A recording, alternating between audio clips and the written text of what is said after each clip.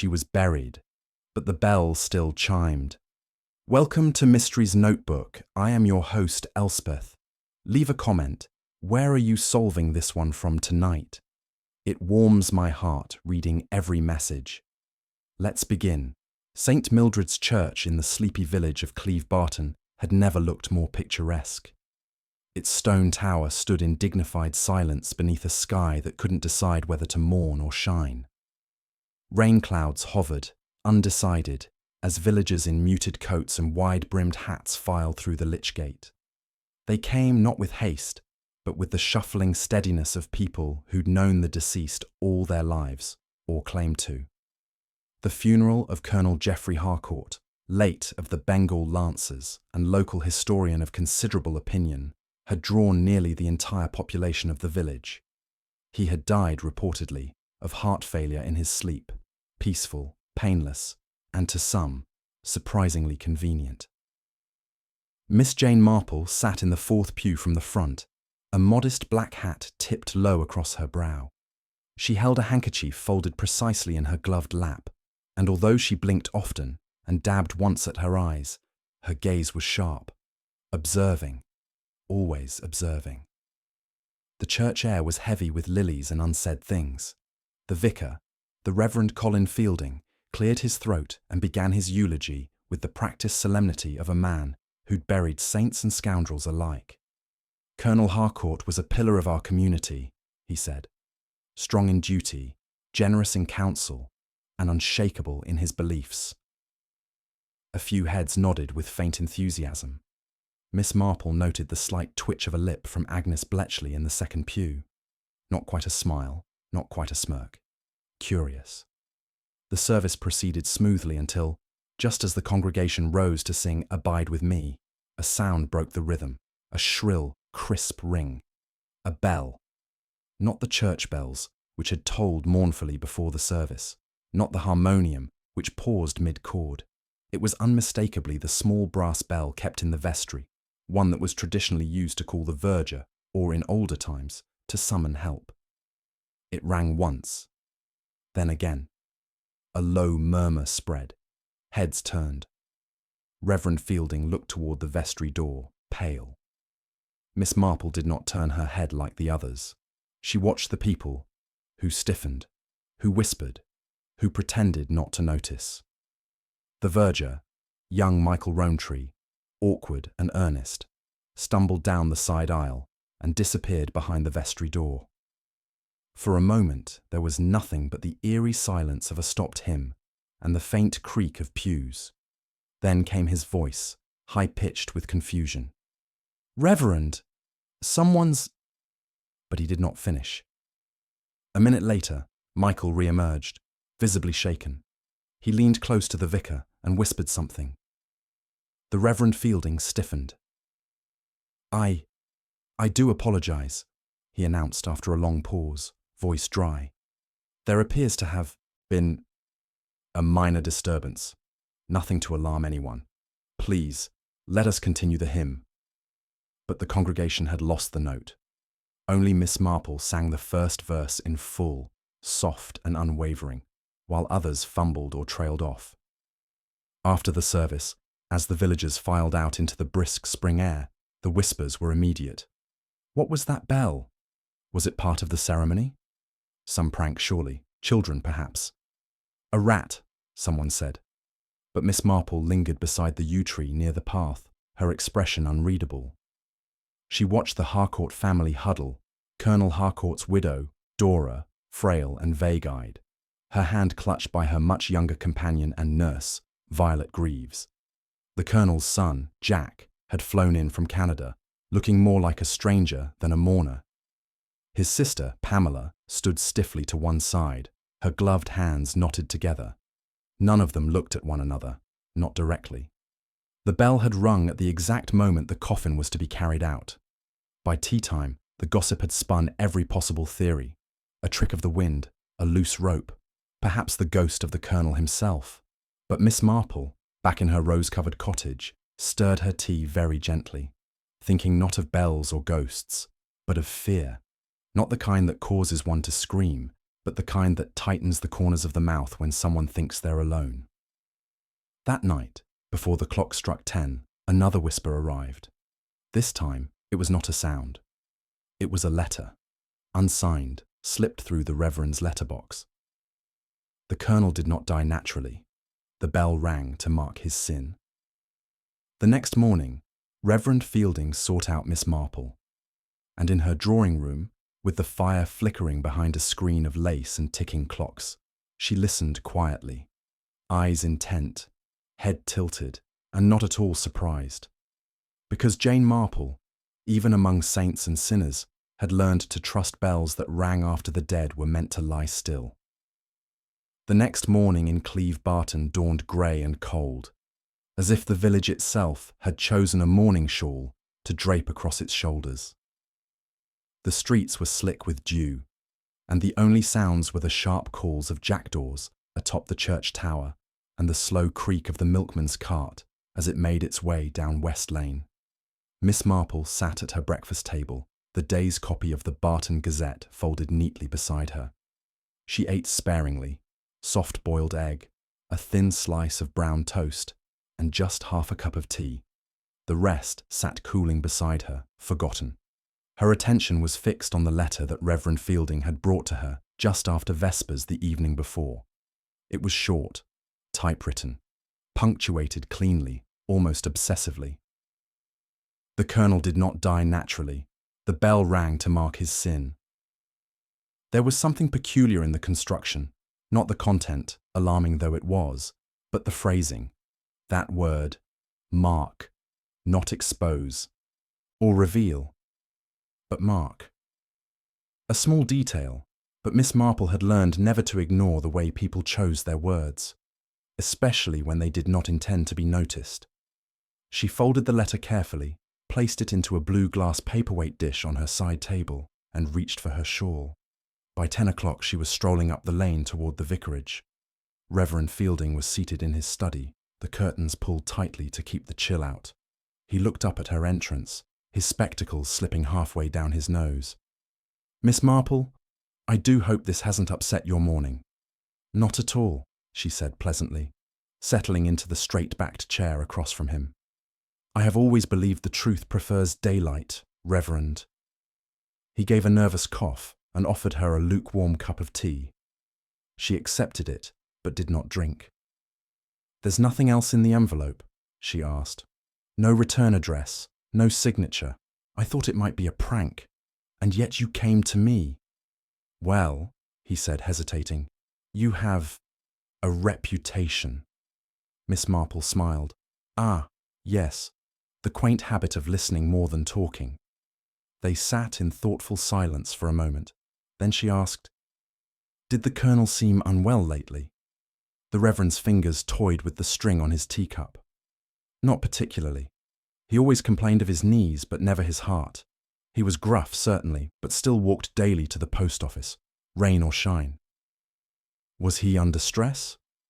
"Well, his son Jack had returned from Canada recently. Unannounced, I might add, and there was some unease between them. But no, nothing that would lead me to expect sudden death." Miss Marple considered this. "Was he religious?" The Reverend blinked. I should think so. Church most Sundays, always vocal about the morals of the younger generation." "But confessionally?" The Reverend paused. No. I wouldn't say he ever came to me in confidence. Why do you ask?" "The note mentioned sin," she said softly. "Not crime, not wrongdoing. Sin. That's a word with weight, and whoever wrote it chose their moment very carefully." He nodded grimly. "The bell ringing in the vestry. I've checked. There's no mechanical fault. The pull cord is only accessible behind the side door. Someone had to be there to ring it."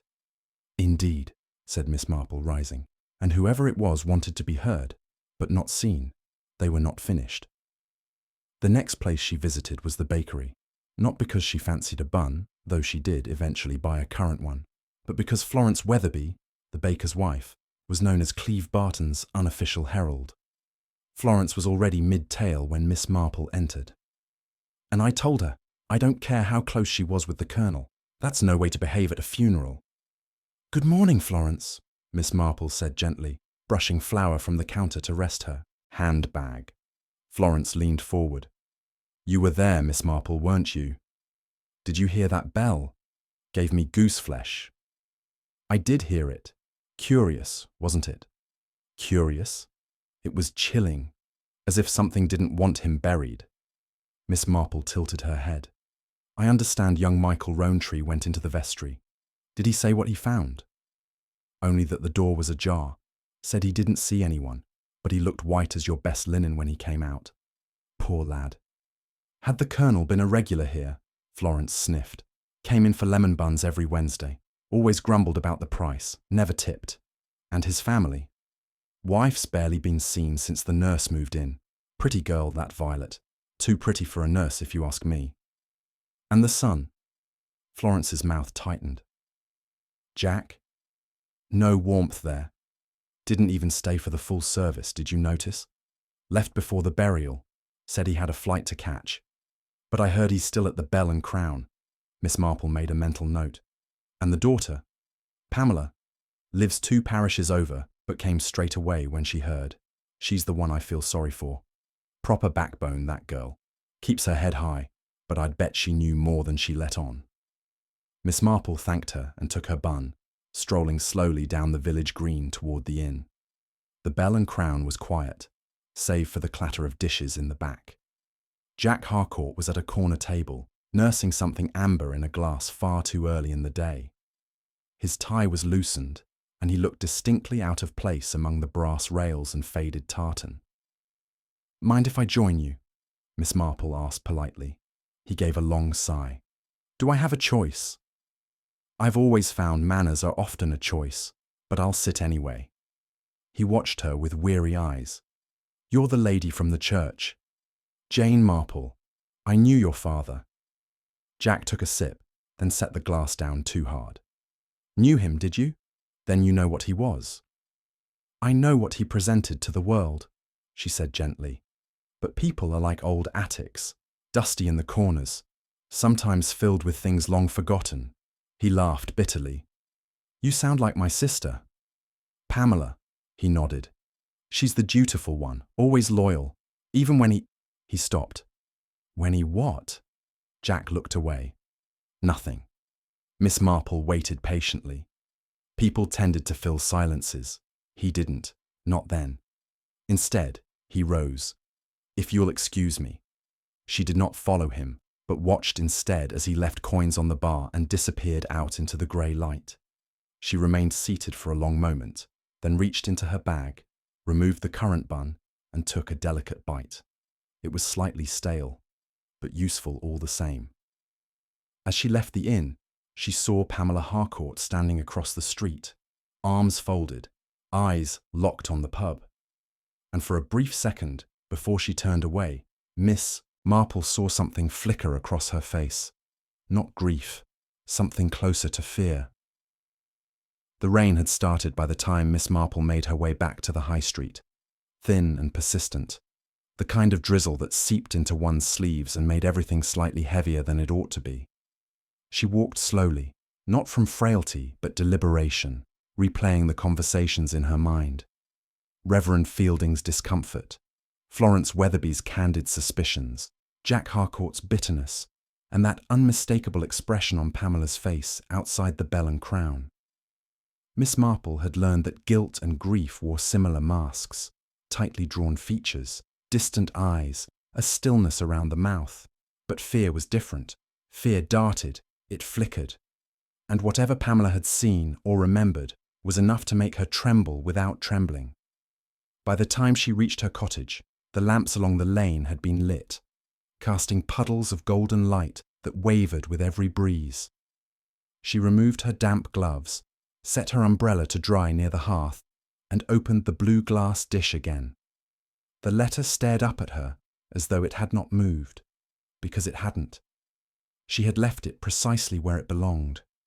Her eyes lingered on the final line. The bell rang to mark his sin. It was a pronouncement, not a warning. A message meant not for prevention, but for emphasis.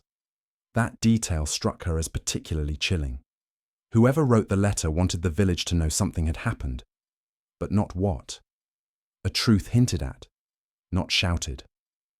She lit a fire and warmed herself for a few moments, then rang for tea and fetched a small notepad from the bureau. She began to write names in careful, looping script.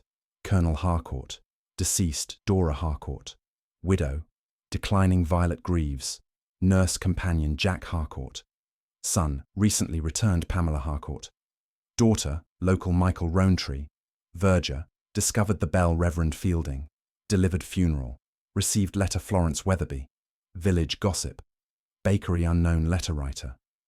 She underlined the last one twice. The fire crackled softly. Outside, the wind picked up, and Miss Marple, eyes focused and breath steady, began to see the edges of a shape forming. The next morning brought a shift in the village atmosphere.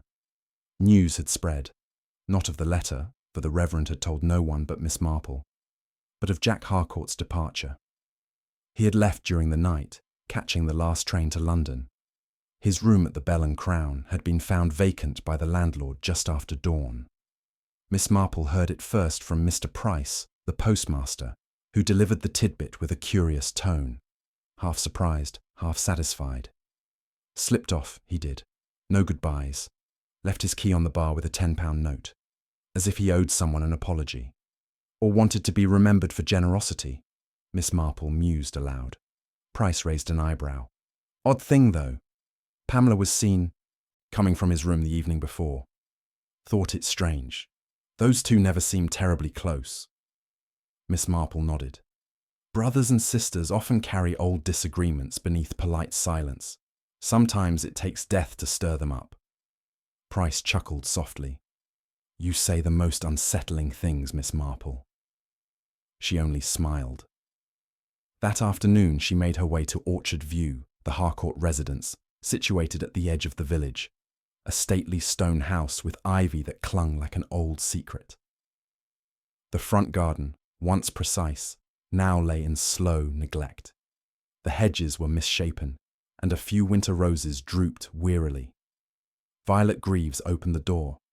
She was young, perhaps 32, with pale eyes and a poised frame, dressed not quite like a nurse anymore, but still in a shade of decorous grey. Oh, Miss Marple, she said with a slight start. Mrs. Harcourt is resting. Of course, Miss Marple replied gently, but perhaps I might trouble you for a short word. I shan't stay long. Violet hesitated, then nodded and led her into a narrow sitting room. The wallpaper had begun to fade around the edges, and a single photograph of the Colonel in full military dress stared out from the mantelpiece. I imagine things have been rather difficult, Miss Marple began. A death, however expected or not, always leaves questions hanging in the curtains. Violet folded her hands. He had been fading for months. Mrs. Harcourt was spared many of the harder truths. That's what he wished. I respected it. Of course, Miss Marple said, letting her tone ease. You must have known him very well. I served him for 4 years, Violet replied, at first as companion to his wife, but over time, well, I suppose I became something in between. Family, perhaps? A beat. No, Violet said evenly. Never that. Miss Marple gave a faint nod. And were there tensions with the children? Violet looked out the window. Jack resented my presence. He believed I was here for the will. And were you? Violet turned her gaze back. I was promised a modest sum, not a fortune, just enough to make the next step. He said I had earned peace. Peace, Miss Marple echoed quietly.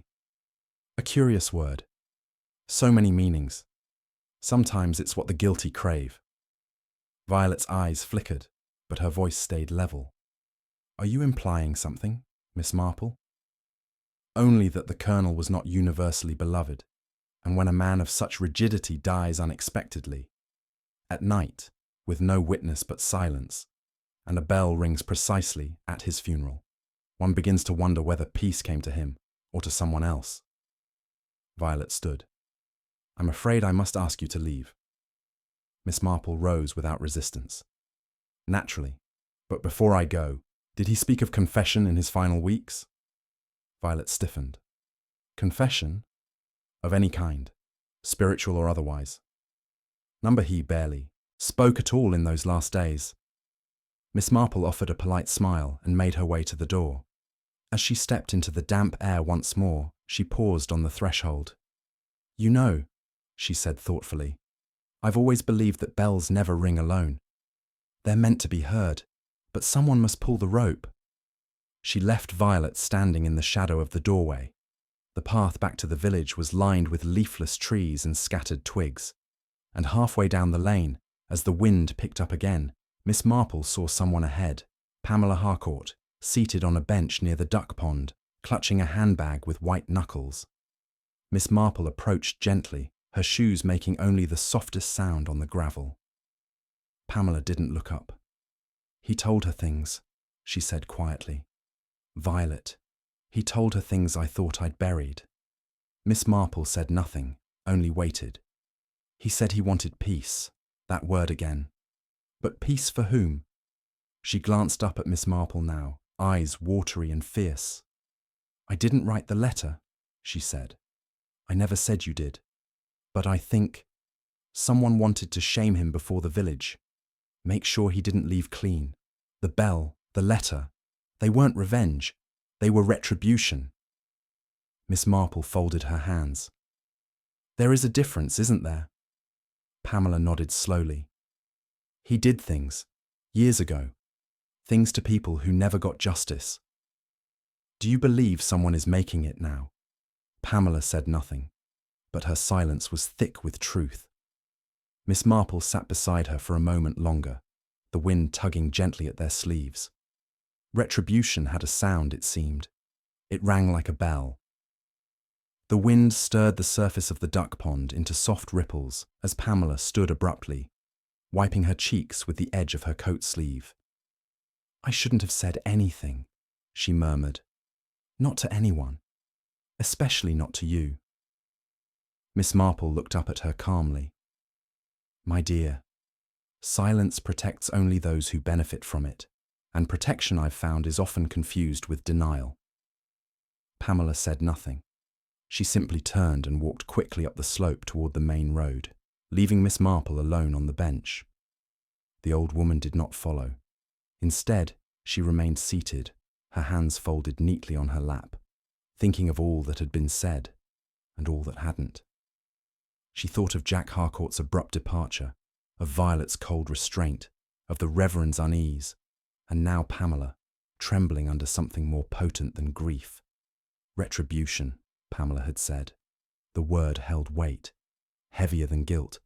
It implied not just wrongdoing, but a debt long unpaid. Miss Marple rose slowly, brushing a few breadcrumbs from her coat sleeve. The ducks gathered hopefully, but she had nothing to give them. By the time she returned to the village square, the clouds had broken slightly, casting a brief silver glow on the wet rooftops. She made her way toward the church. The doors were closed, but a soft light glowed through the stained glass on the side. She knocked lightly, and a moment later, Michael Rowntree opened the door, his face registering a flicker of surprise. Miss Marple, he said, is everything all right? Quite. I wondered if I might ask you a few questions. Nothing official, of course. I'm merely trying to understand the order of things. He stepped aside and gestured for her to enter. The air inside was still tinged with incense, and the faint echo of the funeral hymn seemed to linger between the pews. She followed him to the vestry, where the small bell, the very one that had sounded during the service, hung on a narrow wall bracket. It hasn't rung since, Michael said. I checked the mechanism. It's just a pull rope through the stone wall there. No faults, no wires or timers. You have to be present to ring it. Then someone was present, Miss Marple said gently. Michael nodded, pale. I opened the door not 10 seconds after the second chime. The vestry was empty. No open windows, no footprints, nothing. Miss Marple studied the space. Small, windowless, a table stacked with hymnals and a rack of cassocks to one side. Not a place with many hiding spots. You were at the front of the church when it rang, yes?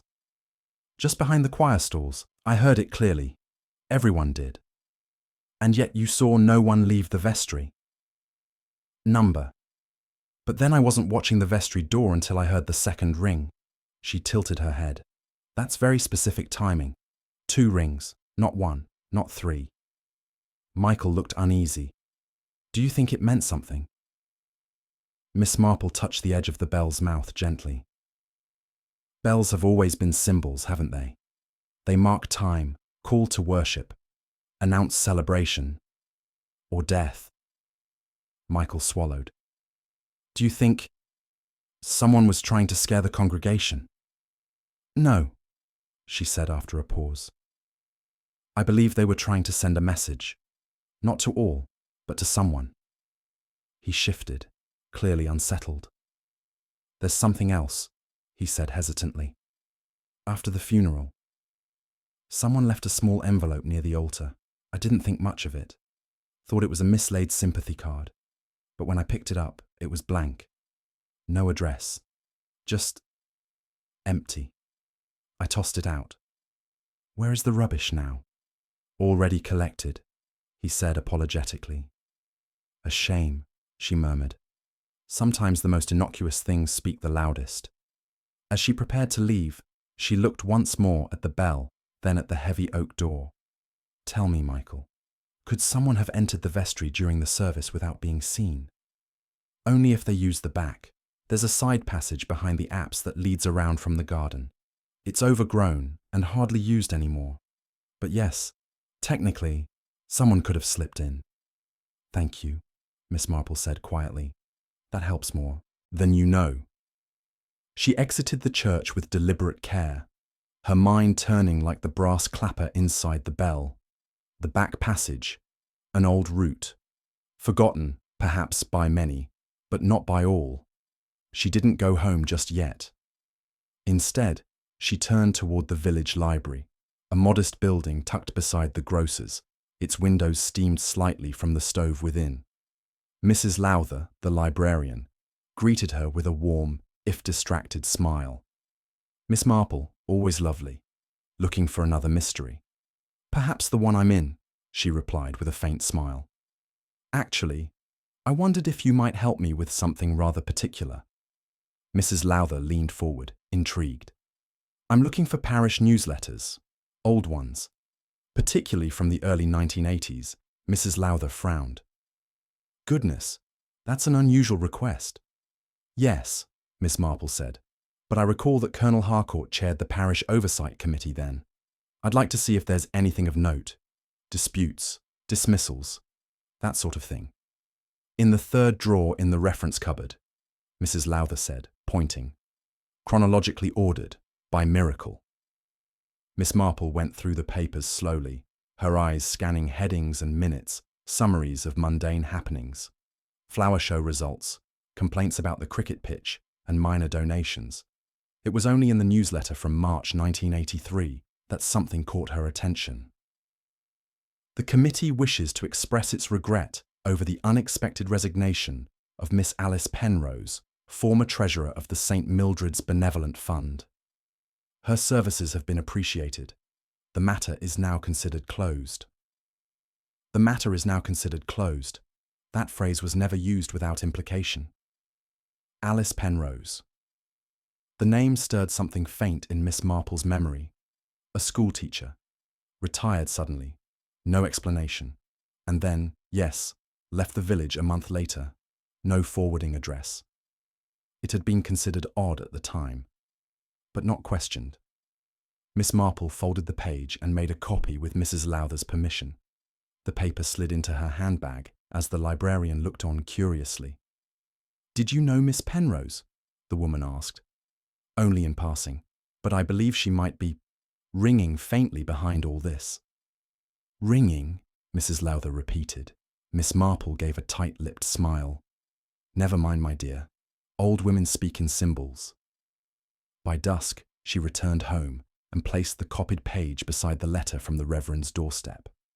She sat before the fire, knitting untouched in her lap, her eyes drawn to the dancing shadows cast by the flames. The Colonel's death, the ringing bell, the unsigned letter, Pamela's fear, Jack's hasty exit, Violet's polished distance, and now a buried village scandal involving a quiet treasurer and a line intended to erase something that hadn't been forgiven. The pattern was not yet complete, but the threads were tightening. She closed her eyes and thought not of the murder, if indeed it was murder, but of the shame that often precedes it, a shame so powerful it could echo years later in small bells and unsigned letters. Retribution, someone had said. But retribution required a witness, and Miss Marple, always unnoticed, always listening, had begun to hear the whole village whisper. The following morning brought with it a curious stillness, not the pleasant quiet of a peaceful village, but the strained silence that precedes a confession or a storm. Miss Marple noticed it as soon as she stepped into her garden, where the sparrows, usually eager to bicker over breadcrumbs, remained hushed in the hedges. Even the church bell, which had struck the morning hour without falter for decades, seemed to hesitate today, its echo shorter, less certain. After her tea, she pulled on her gloves and took the longer path into the village, winding through the old bridle track that led past the derelict orchard. It was overgrown now, and the fruit trees were mostly bare, but Miss Marple remembered a time when it had been the pride of Mr. and Mrs. Gorman, long since past. She was not taking the path for nostalgia, though. She was looking for someone. She found her where she expected, kneeling behind the broken fence of the garden plot, trimming back nettles with a blunt pair of shears. Pamela Harcourt looked up with a start when Miss Marple called softly to her. "I didn't expect you here," she said, brushing dirt from her palms. "I find nature clears the head," Miss Marple replied. "And this particular path once led to Alice Penrose's old cottage, did it not?" Pamela's face shifted. Not surprise, just the wary recognition of a name deliberately forgotten. "Yes," she said slowly. "But she left, decades ago. No one's heard of her since." "I wonder," Miss Marple said gently, "if she left of her own choosing." Pamela hesitated, then looked away. "I was 16. I remember whisperings. Father stopped speaking at the dinner table for a week. Mother took to bed. Something had happened, but I wasn't told what." "Children often know more than we credit them for," Miss Marple murmured. Pamela's voice lowered. "She came to the house one evening. I remember that clearly. Her shoes were muddy, and she looked as though she'd walked a long way. Father didn't let her in, just stood in the doorway, whispering with her, harshly. I heard him say, 'It's over. You'll say nothing.' You agreed." She left crying. "And after that?" "She was gone the next week. The house cleared, the curtains taken down. I didn't understand it, but I remember feeling ashamed, as if something shameful had happened, but no one would say it aloud." Miss Marple placed a gloved hand on the edge of the fence. "You said before that your father did things that people never knew about. Do you think Alice Penrose was one of them?" Pamela's voice trembled. "I think he ruined something, or someone, and never paid for it." There was no anger in her tone, only fatigue. "I should have spoken years ago," she said softly. "But you don't know how people protect reputations here. The Colonel's honour was the village's honour. No one wanted it tarnished." "But someone has begun to tarnish it now," Miss Marple said, "with a letter and a bell." Pamela's head turned sharply. "Do you think it's Alice? She may be gone, but not forgotten, and certainly not forgiven." Miss Marple left Pamela there, staring into the undergrowth, where forget-me-nots had just begun to bloom. She made her way down to the vicarage next. Reverend Fielding looked worn, with smudges beneath his eyes and his collar slightly crooked. "I need to ask for the registers," she said without preamble. "Baptisms and burials from 1982 through 1984. He blinked at her. "Miss Marple, may I ask why you—" "You may, because I believe Colonel Harcourt was involved in something that resulted in either a scandal or a death. possibly both. He stared at her, then nodded, slow and pale. "The records are in the cabinet. I'll leave you to it." She found the volumes easily, leather-bound, thick with brittle pages and dust that clung to her fingertips. She searched through the spring and summer entries of 1983, but nothing stood out. It was only when she turned to September that her finger froze. August 31st, 1983. Infant female, name not recorded. Mother, Alice Penrose. Father, stillborn. Private burial conducted on family land. No service. The ink was faded, but the letters were unmistakable. So that was the sin. Not a theft or a dispute, or a mere humiliation. A child, conceived in silence, buried in silence.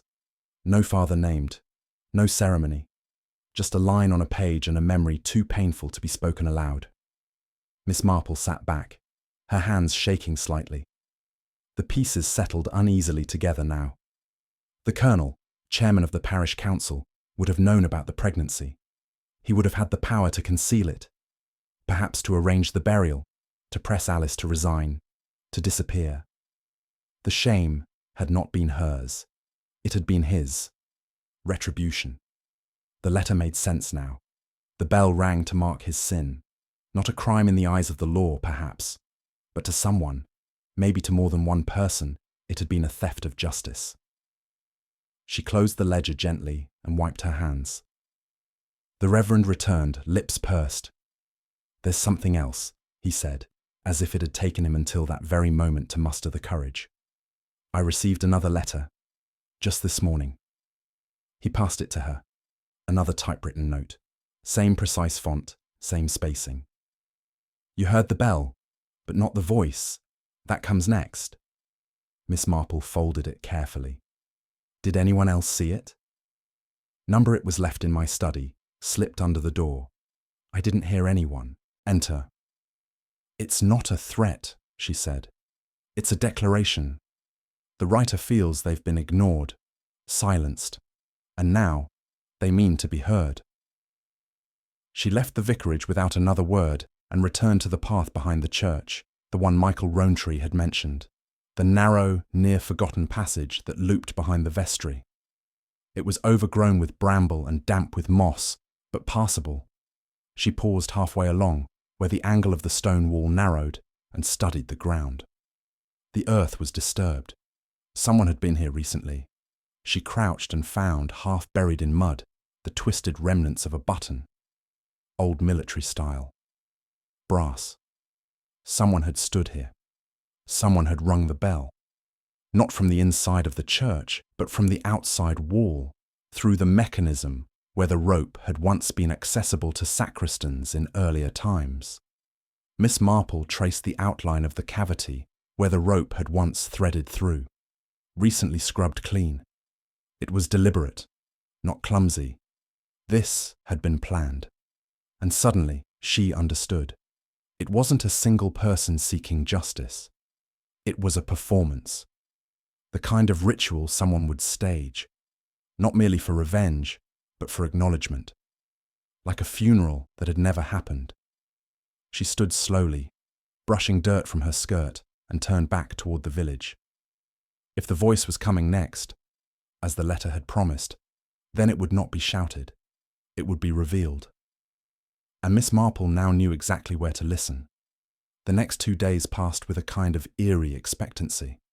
The villagers of Cleve Barton, though outwardly going about their routines, walking dogs, tidying hedgerows, gossiping at the bakery, seemed subdued, as if they too had sensed a change in the air. Even Florence Weatherby, who could usually be relied upon to fan the flames of local rumour with cheerful abandon, was quieter than usual. There had been no further incidents since the second letter, but something had shifted beneath the surface. It was not peace. It was the silence of someone drawing breath before speaking. Miss Marple spent the morning preparing seed trays in her sunroom, her hands occupied with fine soil, and her mind steadily assembling the edges of what had long been hidden. She no longer believed the bell had been a simple disturbance, nor the letter a cry of grief. They were steps, measured and timed, and she feared the final step might not be as harmless. The identity of the letter writer was growing clearer in her mind, though still unconfirmed. But the mechanism, how the bell had been rung from outside, the references to a voice soon to follow, it pointed towards something larger than one person's guilt. Someone wanted the Colonel's legacy dismantled. And not just among whispers in drawing rooms, but publicly.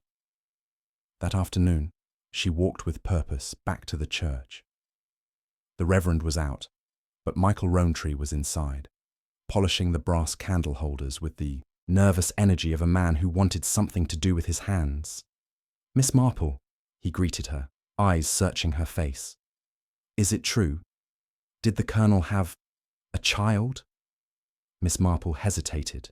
"What do you believe?" I don't know. I'd heard Alice Penrose left abruptly years ago, but nothing more. I was a boy then." She studied him carefully. "Do you know who's been accessing the old side passage?" He looked uneasy. "Someone's been tampering with the latch. I tightened it last week. But yesterday, it was undone again. And the vestry, is it kept locked at night?" "It is now," he said. "After the bell, I made sure of it." She gave a small nod, then asked, "Do you keep records of old funeral programs or orders of service?" Michael looked puzzled. "Some of them. For the bigger ceremonies, weddings, dedications." "Why?" "I need to see if anything matches the date of Alice Penrose's child's burial. It may not be in the registry, but someone was there. I believe they left a trace." He disappeared into the storage room at the back and returned 10 minutes later with a dust-covered leather folio. She leafed through it carefully, page after page of ordinary village lives neatly typed and folded. There were programs for golden anniversaries and memorials, harvest festivals and confirmations, and then a folded sheet that made her pause. "A private commemoration, September 3rd, 1983. Typed with care, no family name, no service notes, no scripture. Just a simple quotation in the center of the page. For the child that never saw the sun, may the light of mercy find her still. No author listed, no officiant. Just the church's watermark embossed faintly in the corner." Miss Marple held the paper delicately. "This wasn't meant for the congregation," she murmured. Michael's voice was quiet. "I've never seen that before." She folded the sheet and slipped it back into the folio. "Someone buried a truth here, Michael, and someone else is digging it up." She left the church feeling the shadows were lengthening, even though the sun still held faintly in the sky. Back at her cottage, she penned 2 short letters. One was addressed to an old contact in the Bishop's archives at St. Edmundsbury, inquiring about Alice Penrose's transfer after her resignation. The second was to Pamela Harcourt. "Dear Miss Harcourt, may I trouble you to join me for tea tomorrow at 3:30? I believe we are nearing something, and your voice, at last, deserves to be heard. Yours sincerely, J. Marple." The next day arrived grey again, but it was the kind of quiet that crackled with tension. Pamela arrived promptly, her coat buttoned to her chin, her hair gathered tightly. She looked thinner than she had the week before, as if every day since the funeral had drained some hidden reserve.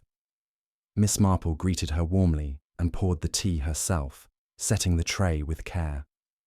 "I've remembered something," Pamela said without preamble, before her tea had even cooled. "The day after Alice left, I saw Violet, not the current Violet, of course, another Violet. That was the child's name." Miss Marple's teacup paused in mid-air. "You're certain?" Pamela nodded. "I heard my father say it once, during an argument with my mother. He said, 'You'll never speak her name again. Not here, not in this house.' And my mother, she wept. I didn't understand then, but I do now." Miss Marple set down her cup. "The child was named Violet." Pamela whispered, "Do you think the nurse, Violet Greaves, is her?" Miss Marple didn't answer immediately.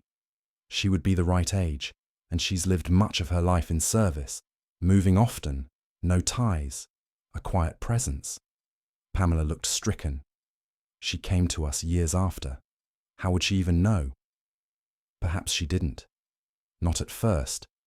But if she found letters, old papers, perhaps she guessed. Or perhaps someone told her.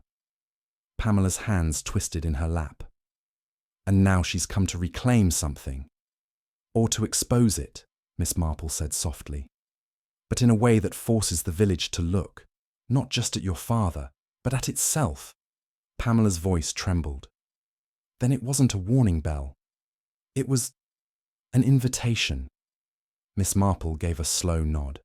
To witness what was once hidden. That afternoon, Miss Marple paid a final visit to Orchard View. The housekeeper, tight-lipped and pale, informed her that Violet Greaves had packed a suitcase that morning and left no forwarding address. Did she say where she was going? No, madam, just said she had finished what she came for. Miss Marple stood silently in the doorway, the wind tugging faintly at her scarf. She turned and walked away slowly, passing the garden where the roses had finally begun to bloom. One had fallen, the petals scattered like faint memory on the gravel path. She paused at the gate and looked back once, then continued into the lane. Violet Greaves was gone, but her message remained. The bell had been her herald, the letters, her voice. And somewhere, perhaps in another village or across some quiet moor, a woman was beginning again, not as the nurse who served in silence, but as a daughter who had finally spoken. The days that followed Violet Greaves's quiet departure were marked by an odd hush in Cleve Barton. It wasn't just that people had run out of things to say, it was that too many knew, or thought they knew, and couldn't quite find the words to frame it. The death of Colonel Harcourt had shifted something fundamental. His absence left not a void, but a hollow noise, an echo of authority without substance. The funeral bell, now silent again, had become an invisible thread that still wound through every whispered conversation and every wary glance over a garden hedge. Miss Marple, for her part, did not press the matter further with anyone. She spent her time tending to her roses, replying to letters, and keeping a polite but deliberate distance from the village's rising tide of speculation. There was nothing more to chase now, nothing more to uncover. The truth, at least the truth that mattered, had already been sounded. Not in words, but in the slow, deliberate ritual Violet had orchestrated. Her presence in the house, her patience, the timing of her departure, none of it had been accidental. But even so, Miss Marple found herself unsettled. Retribution had been delivered, yes, but in such a quiet and methodical way that it left more questions than closure. She'd spent a lifetime observing human behavior, and it wasn't just guilt that lingered in the air now. It was uncertainty. There was still one thread that hadn't quite been tied off, and it arrived 3 days later in a small cream envelope with no return address, slipped under her door sometime before dawn. She recognized the typewriter imprint immediately. You have listened well, but there is one more thing to be heard.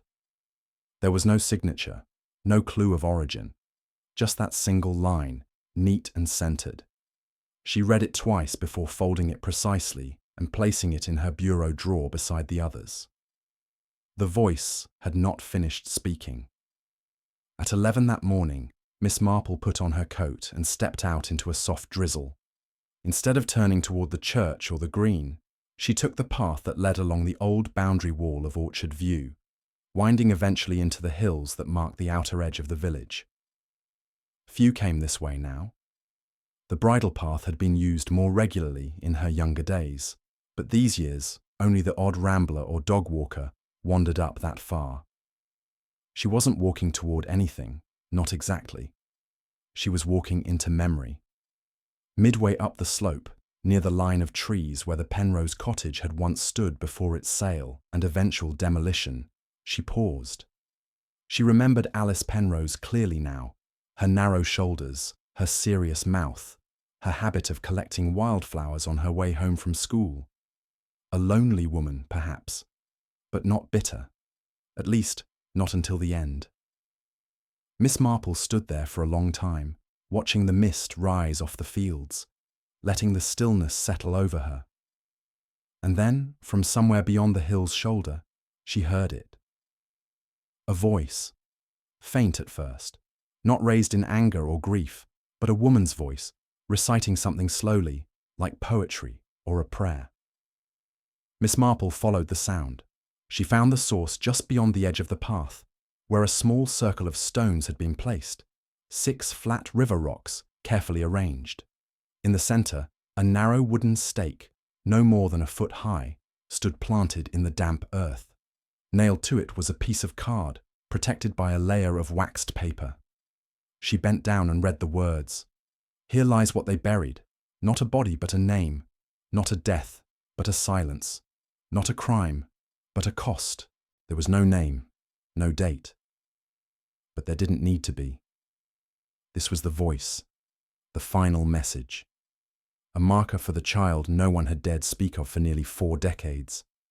Not a grave, but a reckoning. Miss Marple stood still for a long while, the damp creeping into her shoes, the wind tugging gently at her coat. The field behind her was empty, the trees above motionless. Whoever had left the message was long gone. She removed her gloves carefully and knelt, brushing aside a few fallen leaves from the circle. Beneath one of the stones was a folded piece of paper, pressed flat by weight and weather. It was a page from the parish newsletter, dated the week of the child's birth. The page that had once declared the matter closed. Across the words, written in pen, were 4 hand-drawn lines. The first 3 were clean, simple strike-throughs, crossing out regret, appreciated, and closed. The 4th, underlined twice, was written just below. Seen. Miss Marple replaced the stone and stood. The truth was no longer hidden in archives or buried beneath shame. It had been laid bare in the most unexpected way, through performance, through ritual, through quiet insistence, and most powerfully of all, through restraint. Not one outburst, not one accusation shouted in the street, just an orderly unveiling, piece by piece, until the shape of the wound became undeniable. That evening, she visited the Reverend once more. She found him seated at his desk, his collar loosened and his expression drawn. He looked up as she entered, as if expecting her.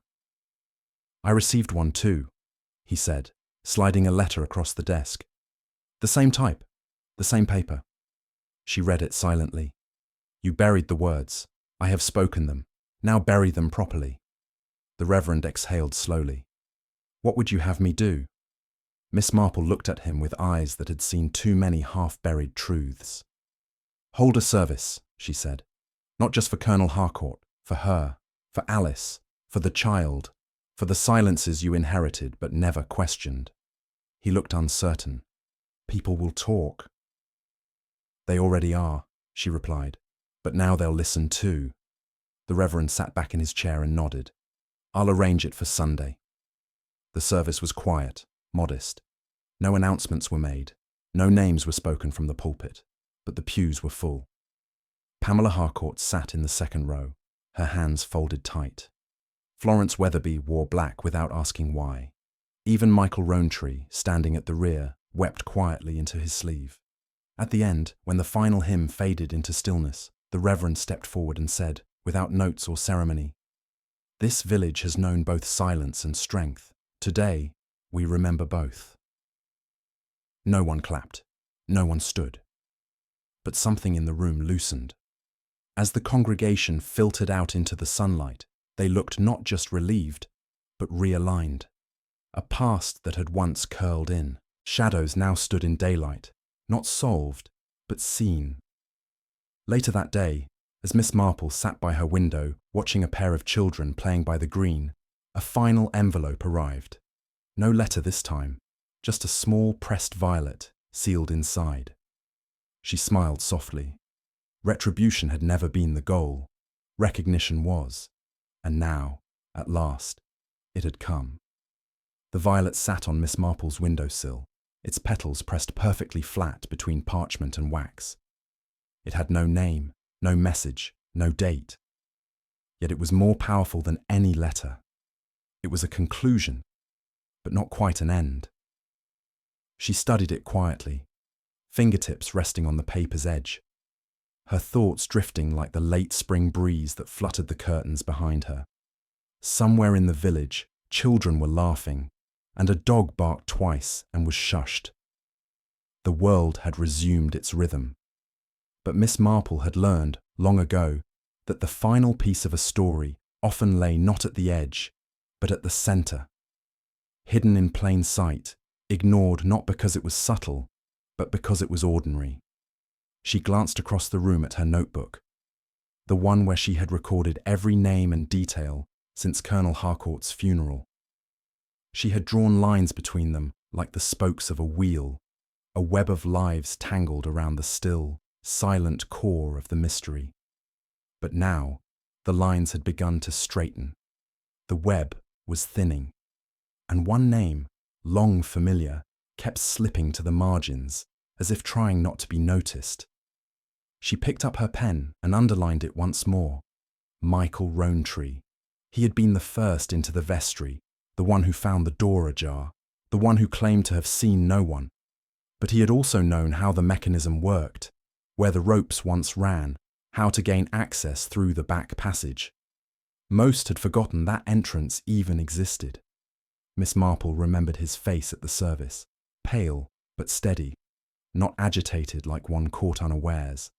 No, Michael had looked prepared, and afterward he had wept, not with sorrow, but with release. The letters had all been left in places he frequented, the Reverend's study, the altar rail, her own doorstep, which he passed each morning on the way to the church, and now the pressed violet. It would not be the first time grief had passed silently through generations, transforming into duty without ever announcing itself. She took her shawl from the hook, looped it once over her shoulders, and set off for the church. She found him not in the nave, but in the back garden, trimming the rose bushes by the old stone wall. He didn't look up when she called his name, but his shoulders tensed. "You knew, didn't you?" she asked gently, standing behind him. He turned slowly. "How long have you known?" "I suspected," she said, "but I wasn't sure until the violet arrived. It wasn't for show, it was for me. Quiet, deliberate." Michael exhaled, setting down his shears. His hands trembled faintly. "She left me a letter," he said, voice thick. "Violet, the day she left, said she didn't want to expose me, not if I wasn't ready, but she said someone needed to hear what had been buried." Miss Marple nodded. "I found Alice's diary after she died," he continued, "in the box of hymnals in the vestry. She'd hidden it. I think she hoped someone would find it one day. It was mostly poems, reflections. But the last entry was about the baby, about how she'd been silenced, threatened, told that if she said anything, it would ruin everything. Not just her life, but the Colonel's reputation, the church, the village. She named him? Yes, Michael said. Not outright, but it was clear. She'd been working with him, handling the church funds, and something had started. She thought it was love. It wasn't. And when she told him she was pregnant, he turned cold, told her to keep quiet, that it was her fault. Miss Marple felt her throat tighten. And the child? She was born early, didn't survive, no midwife, just Alice alone in that cottage, bleeding and frightened. The Colonel arranged the burial, quiet, unmarked, and then Alice was gone. He looked out across the stones. "I grew up not knowing. My foster parents were kind, but I always felt set apart. Then one day, in confirmation class, the Reverend read out names of those who'd served the church over the years. He mentioned Alice Penrose, and something inside me pulled. I don't know how to explain it, but I started looking. Old newsletters, bits of scrap, and eventually I found her name again, then her diary. And the letters? Miss Marple asked. He flushed. I thought, maybe if I staged it right, someone would begin to ask questions. Someone who could see. You always see, Miss Marple. I didn't want a scandal. I just wanted her to be remembered, for the wrong to be named. You did more than that, she said gently. You created a reckoning. You offered her justice, quiet but profound. Michael looked away, blinking hard. I didn't think Violet knew who I was, not until she came here. She did, Miss Marple said, or at least she guessed. That's why she protected you. She rang the bell. She left the first letter, but she made sure you had the choice whether to speak or stay silent. I wasn't ready to speak. Not then. You are now. He nodded. That evening, after the sun had dipped below the trees and the air began to smell faintly of rain, Miss Marple returned to her cottage and wrote a letter. It was addressed to a solicitor in Exeter, a quiet man she knew who handled delicate matters with discretion. She requested that the name Alice Penrose be restored to the church records, and that a simple stone be placed at the edge of the grounds, near the bridle path. No dates, no inscription, just a name and a single word beneath it. Remembered. She knew the parish would resist. Some would call it unnecessary. Others would say it dredged up pain. But there were others, Pamela, Michael, even the Reverend, who would stand behind it. And that would be enough. The next Sunday, she watched from her garden as Michael rang the bell for morning service. It sounded different now. Not haunting, not heavy, but whole. As though it had finally found its right note again. And as she turned back to her tea, she noticed something tucked between the pages of her garden book. Another violet, fresh this time, not pressed, not hidden, just waiting to be seen. The morning after the service, sunlight spilled across Cleve Barton like a quiet blessing. It warmed the mossy stones, dusted the hedges with gold, and made even the most weathered roof lines look momentarily forgiving. Miss Marple sat in her drawing room, the fresh violet now resting in a shallow dish beside the clock. It hadn't wilted yet. Some things, she mused, take longer to fade when they are finally allowed to live in the open. She had spent the evening thinking, not about the past anymore, but the present. About Michael Rowntree, whose quiet courage had shifted the village's sense of itself, and about Pamela Harcourt, who had finally seen her father clearly without crumbling under the weight of it. About Violet Greaves, whose silence had never meant absence. And about Alice Penrose, whose story, however belatedly, had been heard. But as Miss Marple turned to her garden journal that morning, intending to make a few notes about the budding delphiniums, she noticed something else. A name. It had been scribbled weeks ago, nearly overlooked among notations on soil and light. Edith Lynn. It brought her back sharply, as though someone had tapped a shoulder she hadn't known was exposed. Edith Lynn. She had once served as housekeeper to the Harcourts. Not during the final years, but well before Violet's time. Quiet, competent, easily forgettable. The sort of woman who ironed tea towels and took her shoes off before entering the drawing room, even when no one was there. Miss Marple closed the journal slowly. There had been no mention of Edith in any of the discussions since the funeral.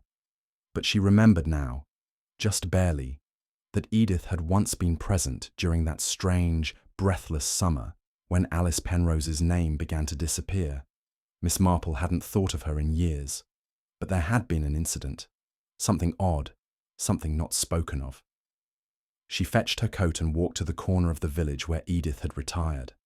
The cottage was modest, set back from the lane, with lace curtains that didn't quite close and geraniums crowding the sill. She knocked gently. Edith answered after a pause, peering out through the narrow gap with suspicion until recognition softened her expression. "Miss Marple," she said, not as a greeting, but a fact.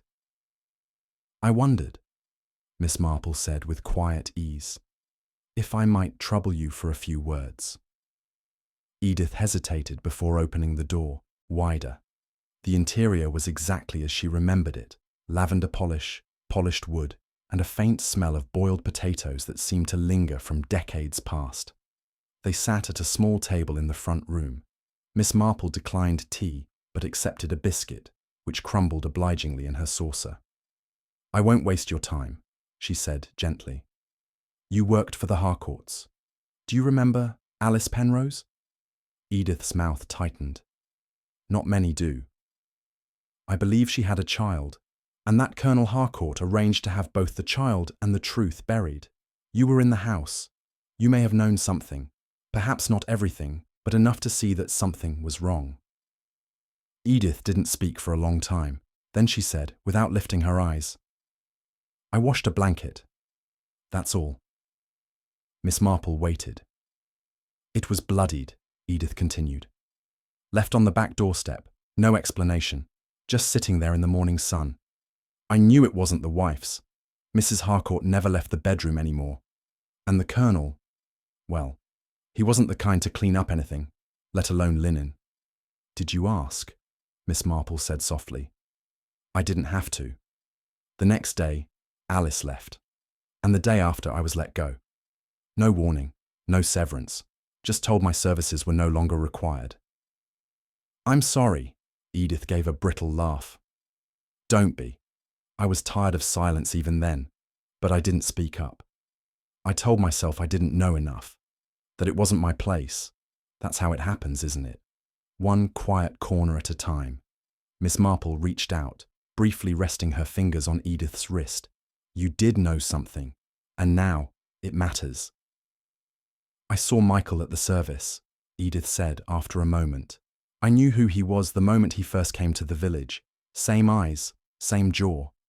He didn't know me, of course, but I knew. And I waited, because I hoped, one day, someone braver than I was would do something about it. And they did," Miss Marple said. She left Edith's cottage with a strange heaviness. Not sadness, but the weight of things finally laid down. Edith had spoken not with guilt, but with relief. And Miss Marple knew it would be the last piece she needed. That evening, as dusk folded itself into the trees and the lamplighter passed silently down the lane, she sat down to write. The letter was not addressed to the police, nor to the papers. It was for Michael. "Dear Michael, it has taken courage, great courage, to do what you've done. Quietly, without demand. You've given voice to those who were never allowed one. And in doing so, you've changed the course of this village, not through scandal, but through recognition. There will be those who still wish to forget. Let them. That is their burden now. But you have done something remarkable. You have lifted shame from the shoulders of a woman who never deserved it, and given the child she bore a name, not in the records, perhaps, but in the hearts of those who remain. That is what justice looks like in the end. Not thunder, not trial, just truth. Yours sincerely, J. Marple." She sealed the letter, affixed the stamp with steady fingers, and set it on the tray for the morning post. Then she returned to her garden and stood in the twilight, where the faint scent of violets still lingered near the old trellis. For the first time in weeks, the breeze carried no weight, and the bell from the church, though distant, rang only once, clear and clean. No secrets, no shame, only peace. The next morning brought a soft, silvery mist that clung to the hedgerows, like breath held too long. Miss Marple, already awake and dressed, opened her cottage window and inhaled deeply. The air was damp with the scent of soil and daffodil roots. The smell of things returned to the earth after a long silence. It reminded her faintly of churchyards and second chances. She had sent the letter to Michael the evening before, but she knew better than to expect a reply. It hadn't been a letter that required one. It was the kind that needed to sit, perhaps on a nightstand, perhaps unopened for days. Its reply would come, if it came at all, not in words, but in the shape of someone walking taller, or someone finally resting. Still, she found herself hoping. The village itself seemed lighter that day. The gossip had quieted to a hum, and people spoke with less edge in their voices. Even Florence Weatherby, whose tongue was as quick as any blade, had tempered her tone. She had taken to leaving a posy of flowers outside the church door each morning. No note, no fanfare. Only the Reverend knew it was her, and he, for once, chose not to speak of it. As Miss Marple stepped out onto the lane, she noticed the smallest shift in how the world responded. Michael Rowntree, passing by with the postbag slung across his chest, tipped his cap and gave her a steady, grateful glance. Not long after, Pamela Harcourt, who had taken to walking the same route each morning, coat belted tightly against the spring breeze, offered Miss Marple a hesitant smile as they passed. It was not a smile of joy, not yet, but it was no longer a smile of guilt.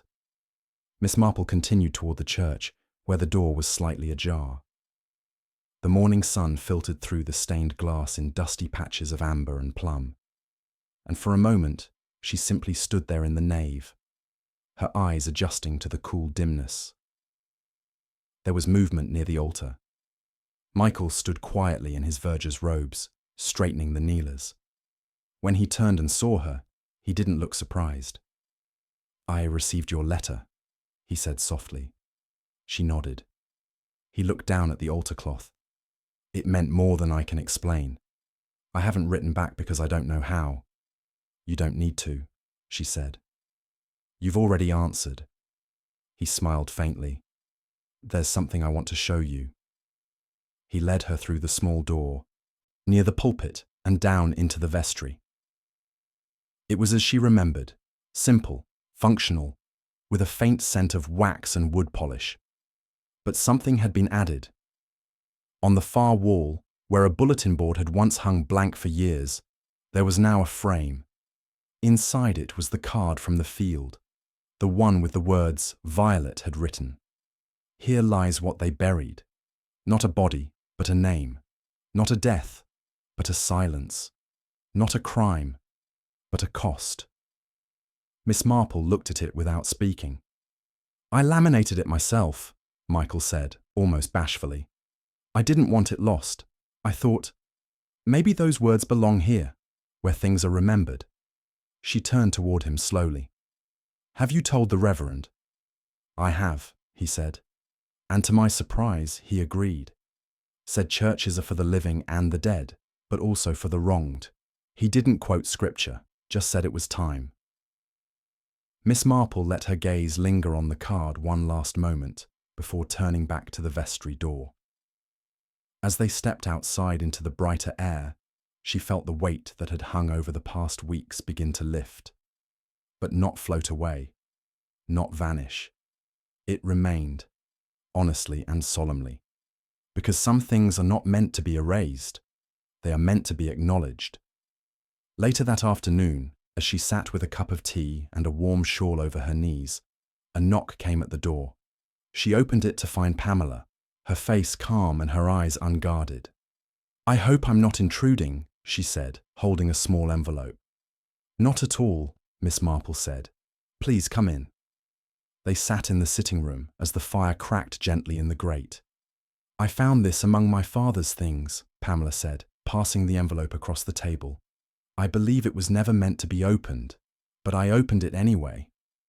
Miss Marple slid the letter out. It was a single page, handwritten in a neat but deliberate hand. "Colonel Harcourt's. If ever this matter returns, you are to say nothing. Nothing will change. Nothing should. The past is closed." There was no greeting, no signature. Just that, curt, cold, precise. "I think he wrote it for me to find if I ever tried to ask questions," Pamela said. "As a warning, but it only made me more certain." Miss Marple folded the letter gently and returned it to its envelope. "Even now," Pamela said, voice low, "there's a part of me that wants to defend him. He was my father." "It's not disloyal to see a person clearly," Miss Marple replied. "It's simply, finally honest." Pamela looked at her. "Do you think the village will forget?" "No," Miss Marple said, "but I think they'll forgive. In time.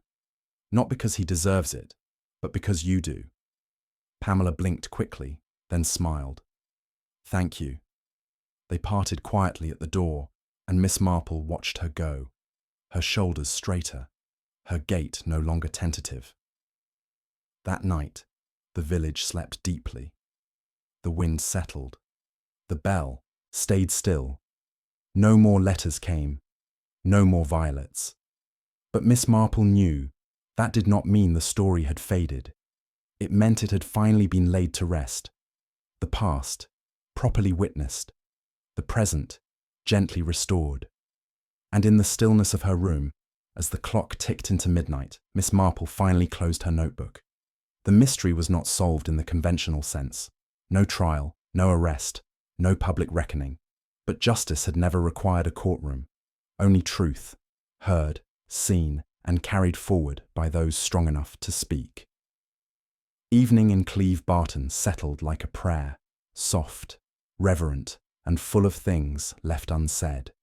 The spring sun faded behind the church steeple, its golden rays dimming into a calm grey hush. Birds gave their last calls over the hedgerows, and shutters closed one by one down the high street. The village, at last, had exhaled. Miss Marple sat by her window, the violet long since pressed into a page of her journal, its imprint now a permanent part of her record. She had not received another note, nor expected one. What remained to be said had already been spoken, not in confession, but in acknowledgement, not loudly, but thoroughly. Michael Rowntree still tended the church each morning, but now he walked with a quiet confidence. He'd added a new plaque at the rear of the nave, unmarked but floral carved, with a single word beneath: known. People rarely asked about it, but those who needed to understand did. Pamela had begun taking on local causes, a bench for the green in her mother's name, a small bursary in memory of women who had served quietly in the parish. Her sorrow hadn't vanished, but it had found a direction, like a river freed from the weight of winter ice, and the Reverend, once rigid in his decorum, had begun ending his sermons with something unscripted, a thought, a truth, not grand theology, but a single sentence that asked his congregation not only to believe, but to remember. One afternoon, a package arrived at Miss Marple's door with no return address. Inside was a slim book, bound in soft linen. No title, no dedication, only a cover stamped with a violet. She opened it slowly. Inside were poems, meditations, the rhythm of someone who had lived most of her life in observation. Her pain filtered into stillness and ink. It was Alice Penrose's diary. The original, not the copy Michael had found, but the full volume, wrapped in a page from an old hymn book. Tucked between the pages, on a loose slip of paper, was a short note in fine, slanted handwriting. Some stories are not solved. They are simply returned to. Thank you for listening when no one else did. It wasn't signed, but Miss Marple knew. She closed the book gently, pressed her palm against its soft cover, and let the weight of it settle into her lap. All mysteries end, some with punishment, some with absolution, and some simply with peace.